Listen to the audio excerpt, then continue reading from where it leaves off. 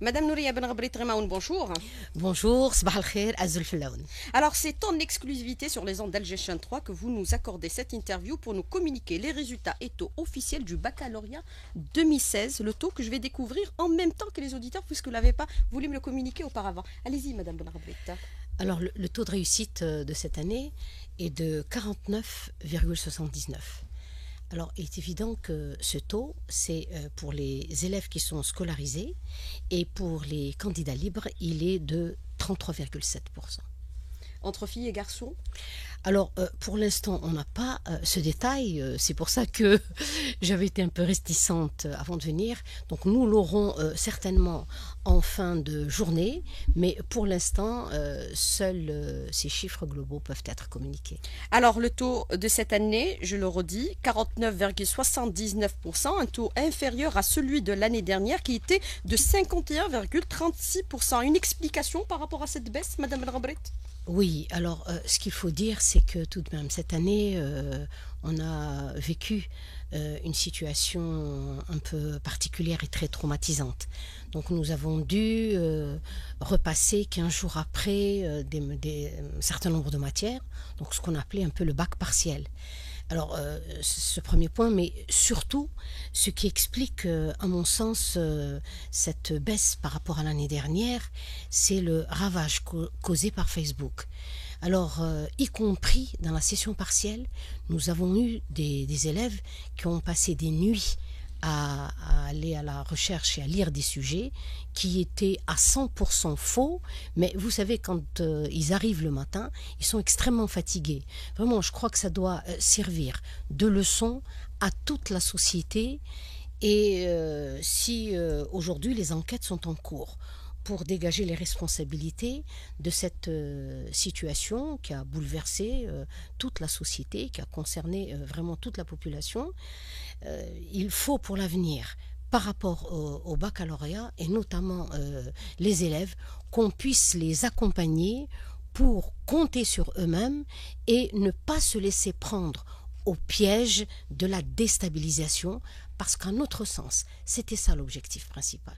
Alors, une situation particulière et traumatisante, c'est votre déclaration à l'instant pour le baccalauréat 2007. Quelle évaluation faites-vous aujourd'hui des épreuves du baccalauréat cette année avec les épreuves partielles? Vous avez affirmé et réaffirmé que pour les épreuves partielles, il n'y a pas eu de fuite. Pourtant, certaines parties disent qu'il y a eu quand même quelques sujets qui ont pu être fuités. Est-ce que c'est le cas ou c'est pas le cas? Non, C'est pas du tout le cas. On Pas est du toujours tout dans le cas. l'intox. Non, vraiment, je suis absolument désolée que, comme vous dites, certaines parties aient noté qu'il y a une fuite. Je crois qu'aujourd'hui, nous sommes en 2016 et nous vivons dans une maison de verre. Si véritablement il y avait fuite, ils n'ont qu'à tout simplement ramener les preuves de cette fuite. Lorsque nous avons pris acte de la situation lors du bac ordinaire, nous travaillons également avec des centres spécialisés, notamment avec les services de sécurité, qui eux également ont attesté ensemble la fuite sur cette matière et nous les avons reprises. Donc je dis et je le répète encore une fois, même si peut-être ça dérange certaines parties, il n'y a pas eu de fuite. Je peux vous dire que effectivement, on a réussi en 15 jours à organiser un baccalauréat. Oui, cette matière pour les sciences expérimentales, c'était quand même lourd, mais il y a eu une mobilisation et un engagement de tous nos fonctionnaires et également de toutes, particulièrement les parties au niveau des autorités locales, les services de sécurité. Je crois que les Algériens ont relevé le défi et là, je ne saurais, encore une fois, que les féliciter et les remercier. Alors, est-ce que ce qui s'est produit avec, bien sûr, les épreuves du baccalauréat 2016, cela remet en cause la crédibilité du baccalauréat 2016? C'est plutôt l'inverse. Le fait d'avoir reconnu qu'il y a eu une fuite et le fait d'avoir fait repasser les matières où il y a des preuves qu'il y a eu fuite, je pense au contraire, ça ne peut que montrer la grandeur d'un État, sa capacité en peu de temps à reprendre la décision qui était celle de passer l'examen.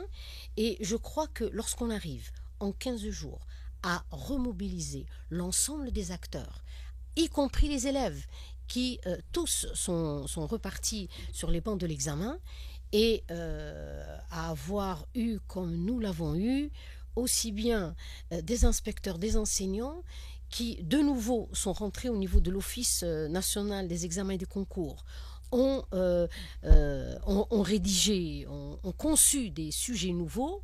Je crois que l'Algérie et notre société se portent bien. Et ça a été une épreuve, mais une épreuve qui s'est transformée en une véritable réussite. Alors aujourd'hui, on s'achemine vers une refonte du système d'examination du baccalauréat. La rencontre aura lieu jeudi, c'est-à-dire dans 2 jours, avec les différents partenaires, également avec le secteur de l'enseignement supérieur. Vous avez obtenu le consensus au niveau du gouvernement pour aller vers cette refonte du système du baccalauréat. Quelles sont les pistes qu'on pourrait éventuellement aujourd'hui c'est-à-dire explorer pour aller vers cette refonte? Est-ce que c'est des épreuves par anticipation, 3 jours comme vous l'aviez déjà annoncé, préconisé précédemment? Oui. Alors, ce qu'il y a lieu de dire, c'est que ça fait pratiquement 1 an que la commission qui a été installée au niveau de l'éducation, au niveau du ministère, avec les partenaires sociaux, travaille. Et il y a eu vraiment un travail de fourmi qui a été réalisé. Et là, il y a plusieurs hypothèses. Alors, l'accord total, c'est de diminuer le nombre de jours consacrés à cet examen. Ensuite, en dehors de cet accord total, il y a vraiment plusieurs pistes qui ont été sondées. Et lesquelles? Par exemple, 3 jours de bac avec certaines matières qui peuvent être des matières à option qui seraient choisies par les élèves. Par exemple, choisir entre les langues étrangères pour les disciplines qui ne sont pas spécialisées dans la matière. Alors, la principale critique qui a là aussi été reconnue par l'ensemble, c'est que nos diplômes, et le diplôme du bac, est en fait un bac généraliste. C'est-à-dire la présence des matières spécialisées selon la filière équivaut pratiquement aux matières qui ne sont pas spécialisées par rapport à la filière. Et ça, je veux dire, ça pose vraiment un très gros problème. Si je vous donne l'exemple des mathématiques, alors où sur l'ensemble des matières, il y a 10 matières, le coefficient est de 30. Alors sur les 30, vous en avez 23 pour les matières spécialisées et 17 pour les autres. Ça signifie que vous pouvez obtenir votre bac en dehors des matières de la spécialité. Et ça, c'est un problème important. Le second, c'est la prise en compte du contrôle continu. Là, il y a un accord. Parce qu'il faut... Fiche de synthèse qu'on peut appeler, oui, à travers la fiche de synthèse, contrôle continu, évidemment avec des pondérations par rapport à quel poids va occuper l'examen du bac par rapport au contrôle continu. Alors, troisième principe, c'est la progressivité de la mise en œuvre des propositions, enfin de la mise en œuvre des changements. Le contrôle continu, il est proposé de le prendre en ligne de compte à partir de la 2e AS, c'est-à-dire quand les élèves sont orientés vers les spécialités, donc sur 2 années, c'est-à-dire 2e et 3e AS. Alors vraiment, il y a un nombre important de réduire évidemment le nombre d'heures consacrées à la matière au niveau de l'examen. Mais maintenant, si on est en train d'explorer toutes ces possibilités, toutes ces pistes aujourd'hui, vous allez les discuter en profondeur jeudi, c'est-à-dire dans 2 jours. Est-ce qu'on peut considérer que ça va être appliqué dès la rentrée prochaine, dès cette année? Oui. Ou alors on va les différer encore une fois? Non. Alors, je crois que ce qui est important, on a pris notre temps. On a pris notre temps de discuter, de prendre l'ensemble des avis. Et comme vous venez de le signaler, le jeudi, il y a une rencontre donc avec les experts, les chercheurs universitaires au niveau du ministère de l'Enseignement supérieur et de la Recherche. Et on aura parachevé, disons, le processus de concertation. Des propositions donc de synthèse seront faites en gouvernement, mais la décision sera prise au niveau du Conseil des ministres. Mais si on doit tenir compte, par exemple, du travail continu, la fiche de synthèse, est-ce que cela sous-entend quelque part qu'on va réhabiliter ou réintroduire le rachat? Ou pas du tout? Il faut avoir sa moyenne de 10 pour avoir son baccalauréat. Vous êtes intransigeante sur la question? Écoutez, comme de par le monde, je crois que ce qui est fondamental, c'est de valoriser l'effort. d'accepter que le bac, tel qu'il se pratique aujourd'hui en Algérie, c'est le premier diplôme universitaire. Et 3, aujourd'hui, demander la moyenne, et je crois que c'est au minima de ce que nous pourrons faire, parce que aujourd'hui, les efforts menés par les élèves, c'est cela qu'il faut absolument valoriser. Alors maintenant, si on tient compte par exemple des 3 jours que vous allez peut-être retenir pour le baccalauréat, est-ce que vous avez tenu compte de certaines contraintes par rapport aux localités, par rapport aux régions, par rapport à la lourdeur des programmes? Qu'est-ce que vous avez pris en considération en termes de contraintes par rapport aux 5 jours? Alors, par rapport aux contraintes des 5 jours, je pense que cette année, on a fait comme on a fait toutes les années précédentes. C'est un bac national. Et je peux vous dire que toute la société tient au caractère national de cet examen. On ne peut pas le revoir, pas Alors, du tout, par région, non, comme ça cela s'est se fait fait. dans certaines localités, Non, ça s'est dans fait. certains pays développés, Cette expérience a été menée en Algérie. et ça n'a pas marché. Il se trouve que cette expérience n'a pas été positive, et lorsque je me déplace, par ailleurs, alors autant il y a une demande sur l'adaptation par rapport au calendrier scolaire. Et là aussi, il y a, par exemple, sur ça, il n'y a strictement aucun problème. À partir du moment où on respecte le minima du socle qui est un programme qui est commun, des examens nationaux communs. Parce que, quels que soient les efforts que vous aurez à fournir, lorsque des sujets sortiront et qui seraient différents, il y aura toujours interprétation disant que dans telle région, il aurait été plus simple que dans un autre. Alors, je crois que peut-être que la société continue à s'accrocher, à revendiquer la dimension nationale, et à mon sens c'est positif, de ce baccalauréat, et toutes les conditions sont assurées.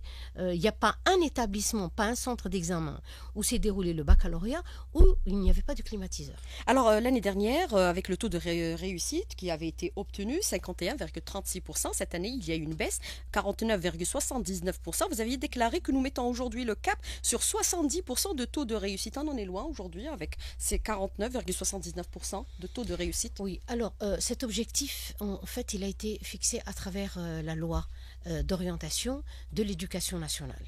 Alors cet objectif, oui, certes, nous sommes loin, et nous pensons nous avions pensé que cette année, le taux aurait été meilleur. L'année a été stable, les programmes avaient tous été bouclés et réalisés, mais malheureusement, le coût que nous avions reçu avec les fuites, qui sont vraiment une entreprise criminelle, a peut-être été pour quelque chose. Alors, Madame Nouria Benrabrit Remaoun, est-ce qu'on pourrait avoir un peu plus d'indications sur les taux de résultats de cette année par filière? On sait déjà que la filière mathématiques est arrivée en tête. Oui, tout à fait. Alors, le taux de réussite dans la filière mathématique est de 63,86 et il est suivi, un peu loin, par la spécialité lettres et langues étrangères avec 56,09. Ensuite, sciences expérimentales, 52,99. Puis techniques mathématiques pour ce qui concerne les génies civils, 49,11. Génie électrique, 46,86. Gestion économique, 46,12. Ensuite, nous avons à ce niveau-là lettres et philosophie, 43,54. Et enfin, génie mécanique, 43,11. Mais comment vous évaluez maintenant ces résultats par filière, alors que les mathématiques, d'habitude, arrivaient en bas du tableau? Alors, vous savez, ils sont très peu nombreux. Ils sont moins de 3% à s'être présentés, à cette spécialité.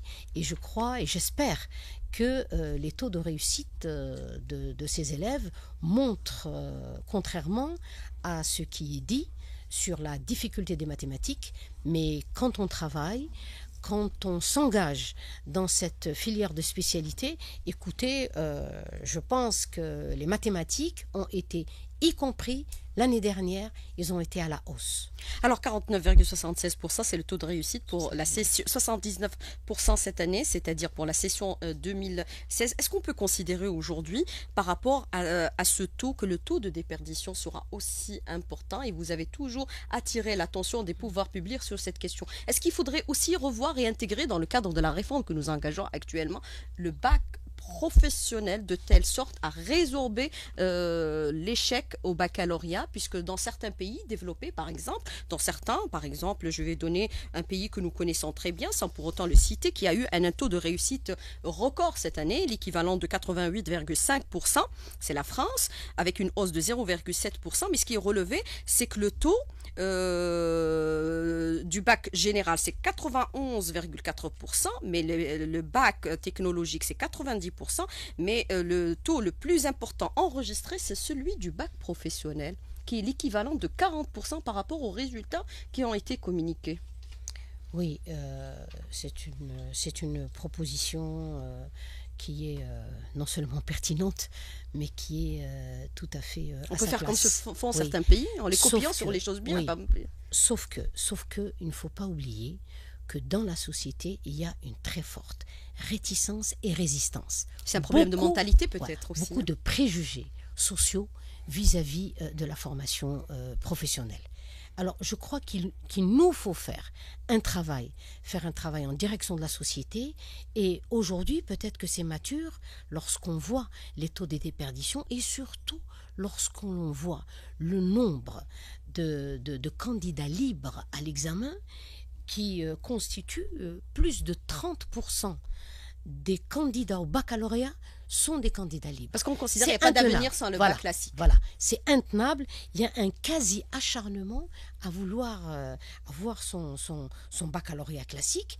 Or, comme vous le dites, le bac professionnel peut être une excellente opportunité et nous avons nous-mêmes d'énormes résistances lorsqu'on oriente les élèves qui ont en fait vocation à aller vers des disciplines spécialisées de la formation et de l'enseignement professionnel. Ils reviennent, on a des centaines d'interventions, mais après avoir écouté et quelques enquêtes qui ont été menées, je crois que c'est la problématique en fait de la perspective. Vous avez dit le mot magique qui est le mot bac, vous lui avez rajouté professionnel, mais on entendra bac. Donc ce qui est important, c'est que si on oriente vers l'enseignement et la formation professionnelle, lorsqu'on dégage des perspectives, lorsqu'on sait qu'on n'est pas dans un chemin sans issue, mais qu'il y a des passerelles, c'est qu'avec un bac professionnel, même s'il y a une obligation, par exemple, de travailler pendant 1 ou 2 ans, la possibilité de faire une licence professionnelle, ensuite la possibilité de faire un master professionnel. Je suis personnellement convaincue, en tant que sociologue, qu'il y aura un changement d'attitude et de comportement vis-à-vis de la formation professionnelle. Oui, mais dès son premier mandat, le président de la République, dans son programme en 2009 et en 2001, il avait ordonné l'institution du bac professionnel. Il y a eu de la résistance par la suite. Mais est-ce qu'on peut considérer que les mentalités évoluent aujourd'hui pour aller vers ce bac professionnel? Et est-ce qu'on doit aussi inverser cette tendance où on pense que le bac professionnel ou la formation professionnelle n'est que le réceptacle, en termes clairs, de l'échec scolaire? Pourtant, toutes les statistiques présentées par le ministère de la formation et de l'enseignement professionnel donnent combien de ceux qui passent par ce circuit arrivent à obtenir très rapidement un emploi. Donc, tous les chiffres démentent ces préjugés. Mais comme les préjugés ont la peau dure et qu'il faut travailler pour les remettre en cause, moi, je considère que peut-être une des propositions qui pourrait contribuer à lever les préjugés, c'est l'existence de passerelles. Lorsque je crois que les Algériens, nos jeunes, leurs familles, ne veulent pas entrer dans un chemin. Bon, j'ai dit pour eux qui seraient sans issue, mais si vous avez des passerelles organisées à différents niveaux, je suis absolument convaincue qu'on participera à lever les préjugés. Vous allez discuter de cette question jeudi prochain? Dans 2 jours, après-demain? Certainement, avec l'atelier organisé avec le ministère de l'Enseignement supérieur sur la réforme du bac. Alors, une école de qualité, les premières réformes, 2e génération, c'est dès cette entrée? Oui, tout à fait. Et vous savez, nous avons déjà lancé les opérations de formation sur les programmes en 2015 et est en train de se tenir aujourd'hui une formation, donc jusqu'à jeudi, avec les inspecteurs. Je peux vous donner, ils sont en 2500 inspecteurs à être sur les sites de formation. On en a une dizaine. Alors, formés à quoi? Formés à l'usage du manuel scolaire, le guide pour l'enseignant et les cahiers d'activité. Ils sont, dans le cadre de cette formation, ils sont encadrés par les concepteurs des manuels et dès la rentrée, à partir du 31 août d'ailleurs, jusqu'au 3 septembre, les enseignants seront formés par ces inspecteurs. Donc voilà, on a suivi maintenant depuis plus d'une année et demie, nous sommes dans le circuit de la formation avec les inspecteurs et vous savez, pour le manuel scolaire, dans le cadre de la rentrée, donc l'essentiel a été déjà distribué, il reste, et cela va se faire avant le 10 août, que sont le manuel scolaire de première et deuxième année primaire et celui de la première année, et ceux de la première année moyenne. Alors, il y a 15 manuels pardon, au niveau du moyen qui sont en train d'être conçus différemment et qui vont, avant le 10 août, être dispatchés dans les établissements. La date de la rentrée scolaire est fixée aujourd'hui? Oui, elle est fixée. Tout sera fait avant la rentrée? Oui, tout est fait. Le premier jour, c'est le premier jour de cours, comme l'année dernière? Comme l'année dernière, et mieux encore. Cette année, vous savez, l'éducation nationale n'a pas droit au répit. Alors, nous avons une série encore. Jusqu'à fin juillet, on est dans la formation. Donc des inspecteurs et des nouveaux enseignants. Les 28 000. Voilà, les 28 000 qui ont réussi à être à pourvoir, les postes qui ont été ouverts. Mais également, nous allons organiser encore des concours. Alors, des concours en externe pour un certain nombre de postes. Et là, c'est pour ça que je dis, même ceux qui n'ont peut-être pas réussi à trouver leur marque dans l'éducation à travers les postes d'enseignement, pardon. Je vais vous laisser boire une gorgée d'eau avant de reprendre justement par rapport aux enseignants qui ont été retenus, les 28 000. Ils vont subir bien sûr des cycles de formation, mais vous dites pour ceux qui ont échoué, ce n'est pas fatal, il y a encore des concours à l'externe qui vont être organisés. Alors, il y a déjà deux pistes. Vous savez, je rencontre tout à l'heure, à partir de 15h, je rencontre de nouveau les partenaires sociaux. Nous allons discuter ensemble des résultats du baccalauréat, mais nous allons discuter également ensemble des résultats du concours pour les postes d'enseignement que nous avons ouverts, les 28 000, comment nous avons calculé, comment les 148 000 ont été donc en fait... Oui, allez-y. Pardon. Donc, comment ils ont été retenus et surtout classés. Alors, les 148 000 qui ont eu la moyenne dans un concours où ils étaient à près de 700 000. Alors, ceux qui ont eu la moyenne à l'examen écrit, ils sont 148 000. Sur 148 000, le nombre de postes ouverts est de 28 000. Donc nous les avons classés. Alors une des possibilités que nous allons également soumettre aujourd'hui à nos partenaires sociaux, c'est que le processus par lequel ce classement a été fait a été tellement dur, a été tellement long, a été, en notre sens, extrêmement crédible, puisque ça a été un examen sur la base de l'anonymat.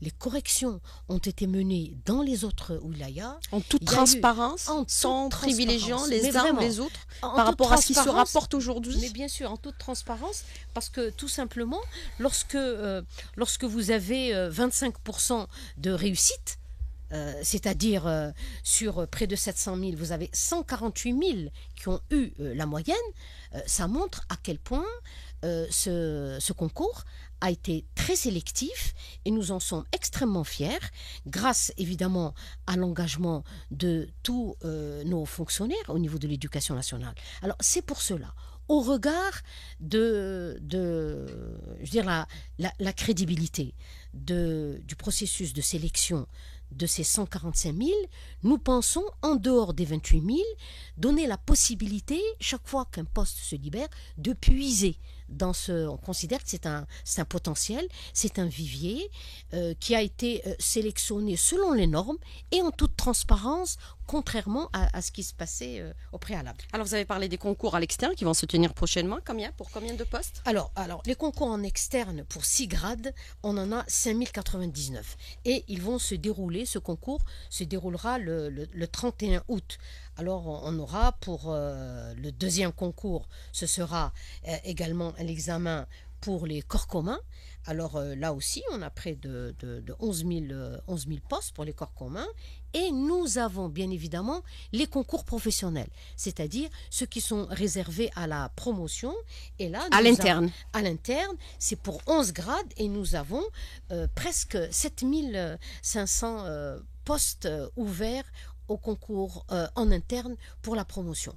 Et tout cela va se dérouler au mois d'août, donc sauf pour le cours commun, parce que cet examen se déroule dans les locaux du ministère, notamment de l'enseignement de la formation professionnelle, et ils sont en congé, donc nous attendrons à la rentrée pour faire ce concours. Et cela, sans oublier la promotion pour les 45 000 enseignants, postes de professeur principal et professeur formateur, qui se déroulera le mois d'octobre. Donc nous avons un agenda extrêmement serré et le fait que l'engagement et la mobilisation continuent à se mener, vraiment, je ne saurais remercier les fonctionnaires de l'éducation nationale. Alors, vous avez donné un peu, par exemple, les postes à pourvoir pour l'éducation, 5 099 pour, bien sûr, le poste d'enseignant, 11 000 pour les corps communs, 45 000 au niveau de l'interne. Mais est-ce qu'on peut considérer que c'est définitif ou la liste reste ouverte, puisque déjà, la dernière fois, quand il y a eu un conseil des ministres consacré à l'éducation, il n'y a pas de restrictions budgétaires pour les secteurs de l'éducation nationale. Il n'y en aura pas. C'est la directive du président de la République. Alors, le secteur de l'éducation est un secteur prioritaire. Et l'obligation que l'État s'est donnée vis-à-vis de sa population pour assurer la scolarisation totale entre 6 et 16 ans exige bien évidemment des mesures exceptionnelles. Et sur ça, toutes les nouvelles infrastructures que nous sommes en train de réceptionner... Vous allez en réceptionner beaucoup pour cette prochaine rentrée? Nous allons en réceptionner sur pratiquement toutes les wilayats qui exigent bien évidemment des postes de travail. Et dans les 28 000 postes que nous avons ouverts sont compris les nouvelles acquisitions. Alors, pour le recrutement en externe le 31 août, c'est essentiellement pour les conseillers d'orientation et de guidance scolaire, pour les intendants, les sous-intendants, les attachés de laboratoire, etc. Donc pour les enseignants, ça y est, nous avons mené le concours et ils vont être formés au mois de juillet. Quand on dit formés, bien évidemment, pour nous, c'est un stage. La formation aura lieu durant toute l'année. Est-ce qu'on peut considérer avec les établissements scolaires que vous allez réceptionner, ça va régler définitivement le problème de la surcharge des classes au niveau de par endroit?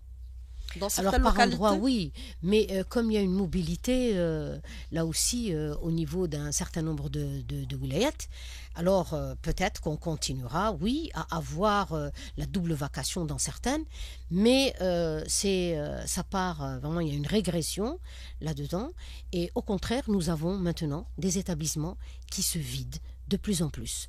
Donc il va y avoir un taux record élèves-professeurs. Alors la place de l'école privée avec cette refonte de deuxième génération?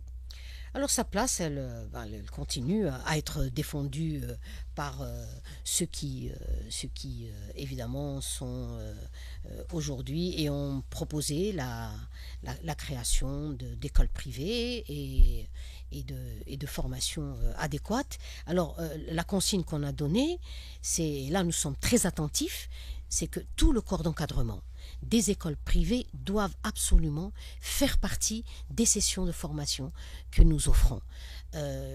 L'école privée est une école d'utilité publique et qu'elle est au service également des enfants et de la société.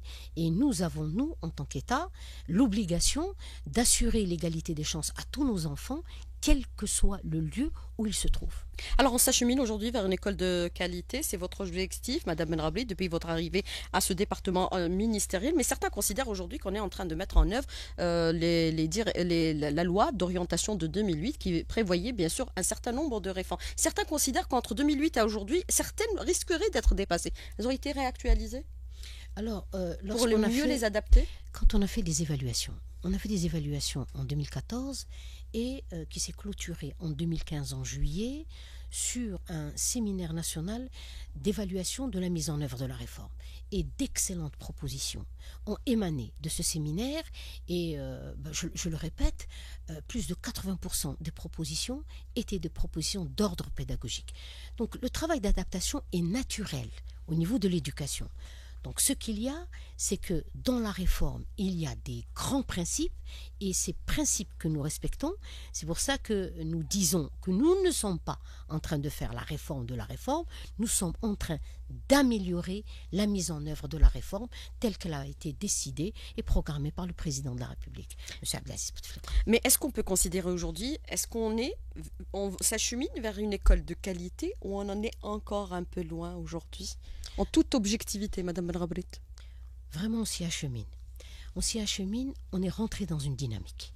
Cette dynamique du changement, cette dynamique de redonner confiance à tout un chacun a démarré. Nous venons de clôturer une très beau projet pilote qui s'est mené au niveau de la Roite sur la lecture plaisir, mais vraiment... Lecture plaisir, pas plaisante. Voilà, lecture plaisir. Et là, quand on a vu des élèves qui, pour la première fois, par exemple, sont en contact des langues étrangères, comment ils ont intervenu à l'Roate, avec des enseignants super mobilisés, avec cette année un recrutement de qualité. Vous avez vu le processus par lequel ils sont passés. Ce n'est plus facile maintenant de devoir entrer en tant qu'enseignant dans l'éducation nationale. Et les nouveaux manuels scolaires, avec la mise en œuvre du programme et de la formation qui a été menée autour de ces programmes, avec en sus de tout cela, une gouvernance de proximité, avec des projets d'établissement non pas menés de manière administrative, mais avec des indicateurs d'évaluation. On a eu, par exemple, également, je parlerai encore de l'Roate, on a eu la présentation par le collège inspectoral d'une évaluation fine, détaillée, aux examens nationaux. Alors, ce qui est intéressant, c'est que la parole a été donnée à des chefs d'établissement pour dire comment se fait-il que dans une même wilaya, là, on a 75% de réussite et là, on a 30% de réussite. Et lorsqu'on met en exergue, donc un des chefs d'établissement a montré comment le fait d'être extrêmement attentif à la mise en œuvre de la réglementation, notamment les conseils des professeurs, le conseil d'enseignement et d'éducation, montre à quel point, dans cet établissement particulier, le partenariat, le travail collaboratif avec l'équipe pédagogique a donné d'excellents résultats.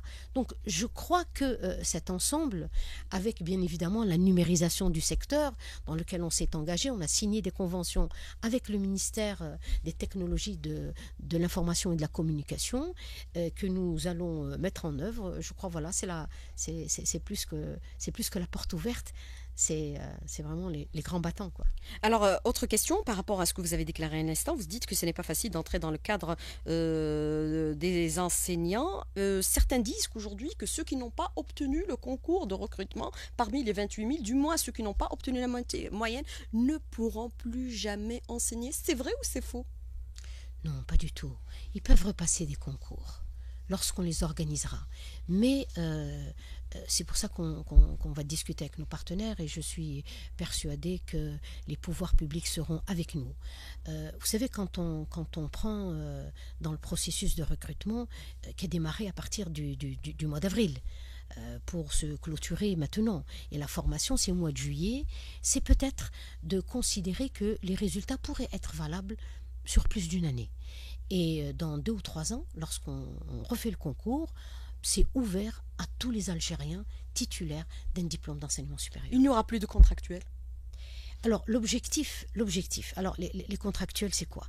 Les contractuels qui sont recrutés sur des postes vacants, c'est ça on souhaite mettre fin à cette pratique. Le fait d'avoir, là, excuse-moi de l'expression, d'un stock en matière de potentiel d'enseignants qui, eux, sont passés par un processus de sélection extrêmement fin. Donc là, notre objectif, c'est d'arriver à puiser. Alors là, oui, dans une véritable liste, je veux dire, dans une liste d'attente, mais la liste d'attente, c'est les 148 000. C'est ceux qui ont eu leur examen écrit. Pourquoi on insiste sur l'écrit? Parce que l'écrit, c'est le coefficient de 6, parce qu'il y a eu 4 disciplines, avec coefficient 1 pour l'oral, et dans les 4 disciplines pour lesquelles ils ont passé le concours, la matière d'enseignement a un coefficient de 3. Alors pour les langues étrangères, vous avez abordé cette question. Le chinois sera enseigné l'année prochaine, le russe également, d'autres langues? Nous avons ouvert cette possibilité. Alors, notre objectif, là-dedans, c'est l'ouverture sur les langues. Les Algériens, vraiment, sont très demandeurs.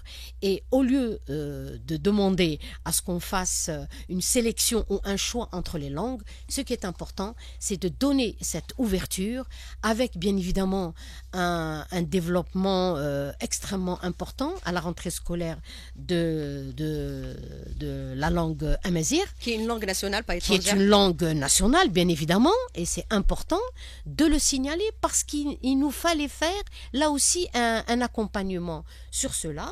Et je crois que c'est toutes ces mesures ajoutées maintenant peut-être à des attentions sur quelque chose qui peuvent apparaître comme étant annexes. J'ai reçu une délégation d'une quinzaine d'élèves qui nous est venue, mais vraiment d'un petit village, pour me faire un entretien pour le journal de l'école.